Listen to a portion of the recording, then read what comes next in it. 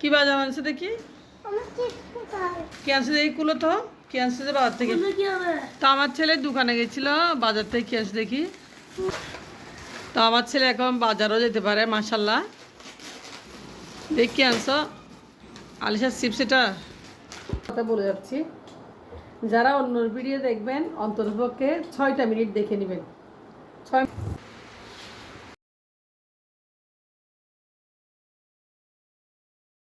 ভিডিওটি দেখতে দেখতে আপনাদের কাছে যদি ভালো লেগে যায় অবশ্যই একটা লাইক করে দিবেন, অবশ্যই একটা লাইক করবেন, আর চ্যানেলটি অবশ্যই সাবস্ক্রাইব করে আমার পাশে থাকবেন আপনারা।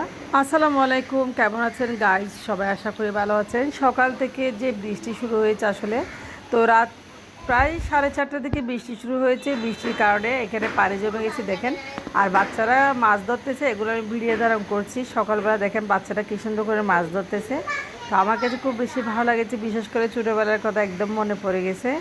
তো এখানে আমার বাসার নিচে ছোটো ছোটো কতগুলো বাচ্চা, হ্যাঁ, যারা আসলে কি বলবো, বাচ্চাগুলা মানে দুষ্টুমি করে খেলার জন্য মাছ ধরতেছে, অনেক মজা করতেছে।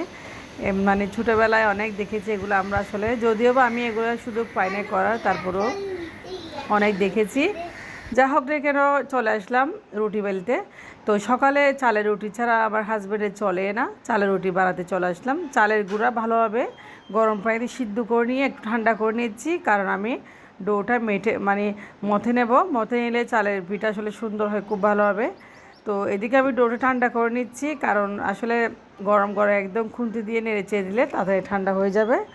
তো যা হোক না কেন আসলে রাত্রে আমি চাইলে রুটি বানিয়ে রাখতে পারি, কিন্তু আমার হাজব্যান্ড বা আমার বাচ্চারা মানে একটু বাসি খাবার কম খেতে খুব পছন্দ করে।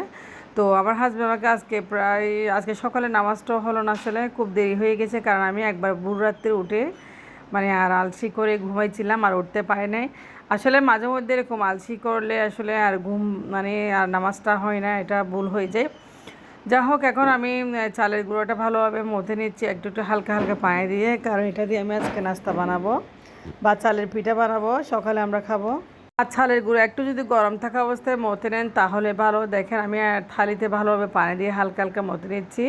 তো চালের পিঠা আসলে কে বানাবে স্বামীর জন্য প্রত্যেকদিন সকালে? আমি তো আসলে আমার হাজব্যান্ড যেহেতু পছন্দ করে, তো আমরা আসলে আটা রুটি খুব কম পছন্দ করি, সেজন্য চালের পিঠাটাই খাই সব সময়। তো সপ্তাহে আমি 3 দিন রুটি বানাই, আর 2 দিন পরোটা, আর 1 দিন লুচি, এভাবে চলে যাই। কারণ প্রতিদিন রুটি তো করা হয় না, কারণ রুটি প্রতিদিন বাচ্চারাও পছন্দ করে, আমাদেরও ভালো লাগে না। তো যা হোক, আমি এদিকে চালের আর রুটির জন্য ডোটা ভালোভাবে মথে নিচ্ছি। দেখেন কত সফট একটা ডো হয়ে গেছে। আর সকালবেলা সব কাজ শুরু হয়ে যায় আসলে, সকালবেলা আমার কাজ সবগুলো করলাম, আর সারাদিন কাজ কম থাকে। তো বিকেলবেলা একটু রেস্টের সময় পাই আসলে। তো আমার হাজব্যান্ড অফিস যাবে, ওরও রান্নাটা রয়েছে। রাত্রে আমি ভাজি করছিলাম, পেঁপে ভাজি, ওখানে ভাজি আছে, আর ভাজিটা দিয়ে আমাদের হয়ে যাবে খুব সুন্দর করে। এই যে চালের গুঁড়োটা আমি ভালোভাবে মথে নিয়েছি, এবং এখন রুটি বেরিয়ে নেব। আর রুটি আমি বেলবো, আমার হাজব্যান্ড চেখে দিবে আমাকে। তো ভালোভাবে মথে নিয়েছি, দেখেন খুব সুন্দর করে আপনারা দেখাচ্ছি। তো যা হোক, গতকাল রাত্রে আমি ভাজি করছিলাম অনেকগুলা। আমাদের তো আসলে আমরা মেম্বার্স 2-4 জন হলো, আমাদের ভাজিটা খুব বেশি পছন্দ করে, আর বিশেষ করে সকালের জন্য। তো আমি গতকাল রাত্রে পেঁপে ভাজি করছিলাম, এগুলা সকালের জন্য করে রাখছি।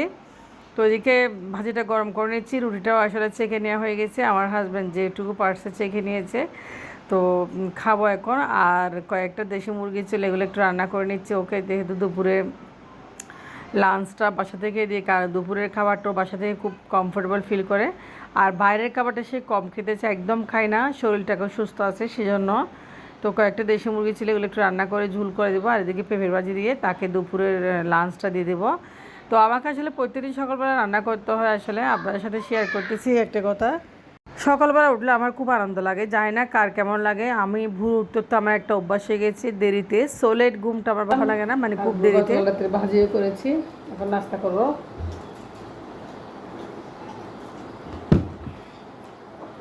আজকে পেঁপে দিয়ে মানে পেঁপে ভাজি দিয়ে রুটি খাবো।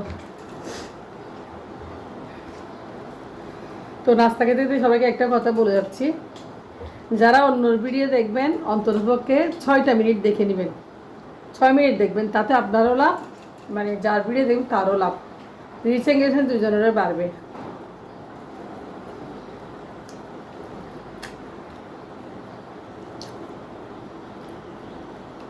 অনেকে মানে কি অনেকে অনেকে মানে ভিডিও না দেখে কমেন্টস করতেছে বা একটা লাইকও দেয় না, অনেকে আছে আসলে এগুলো কখনো সফলতা পাবে না।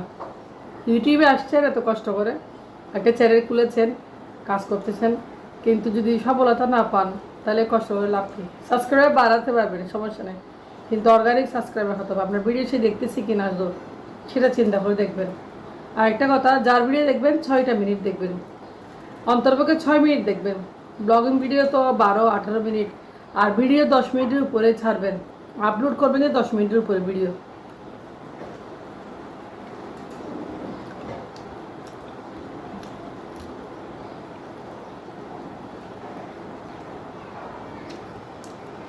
সকালের নাস্তাটা সেটা রুটি দিয়ে করলে ভালো লাগে।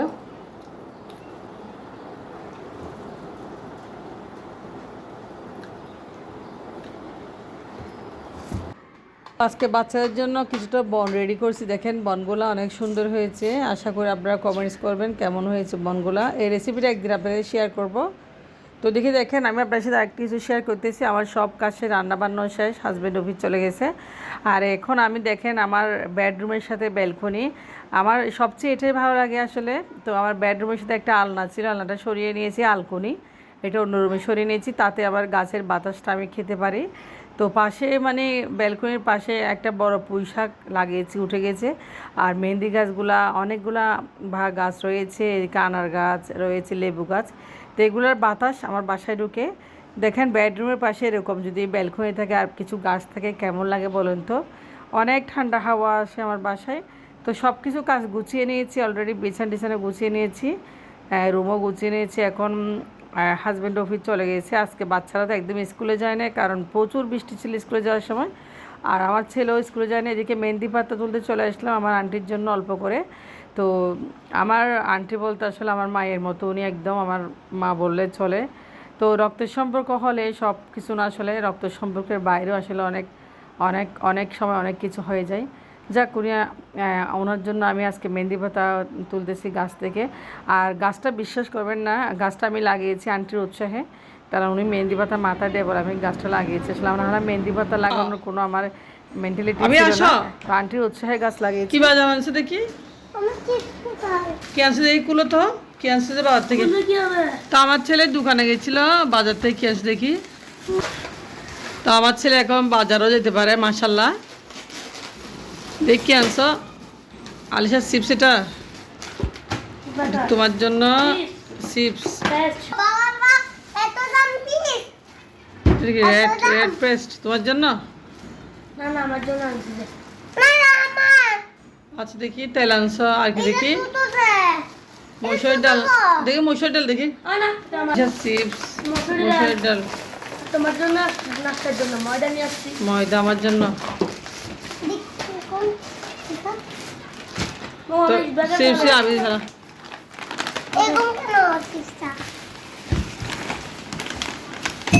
ও বাবা রে বাবা। তো আমার ছেলে বাজার থেকে এগুলো নিয়ে আসছে, এগুলো বাজার করছে। আমার ছেলে বাজার করতে পারে, মাশাল্লাহ অনেক বাজার করতে পারে। Thank you thank you. তুমি কি দিচ্ছে দেখি, এটা দেখি, দেখি ইট ব্যাগের তো কে ফেলো, কে ফেলো, খুব বেশি তোমার খুব বেশি পছন্দ, হ্যাঁ? আচ্ছা তাহলে তুমি কে ফেলো। বাজারও নিয়ে আসছে আমার ছেলে, মাশাল্লাহ অনেক বাজার নিয়ে আসছে। এই পেঁয়াজটা নিয়ে ফেলা, ওর থেকে পেঁয়াজটা নিয়ে ফেলা। এই পেঁয়াজটা কেন আনছো ভাবি, এই পেঁয়াজটা কেন নিয়ে আসছো? আচ্ছা রেখে দাও, পেঁয়াজটা রেখে দাও। ওকে। আসলে বাচ্চার জন্য নাস্তা বানাতে হয়, রেগুলার ময়দা প্রত্যেক দিন লাগে। তো 1 প্যাকেট ময়দা নিয়ে আসছি। তো এদিকে আমরা চাও খাই না, এখন চা খাবে। এটা হচ্ছে ময়দার বইও, ময়দাগুলো ঢুকে রাখতেছি আমি। তো ময়দা আসলে বাচ্চার জন্য অনেক নাস্তা বানাতে হয়, তার ময়দা বেশি লাগে। তো এটা হচ্ছে ময়দা।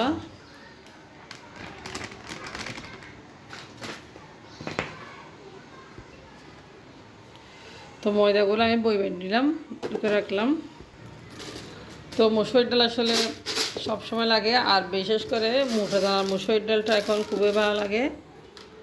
তো চিকন দানাটা আসলে মজাই হয় না, তো মোটা দানাটাই আমরা সবসময় খাই, বাচ্চারা খুব বেশি পছন্দ করে। তো আজকে ব্লগটি কেমন লেগেছে সবাই একটু কমেন্টস করবেন। আজকে ভালো থাকবেন। আল্লাহ হাফেজ। সালামু আলাইকুম।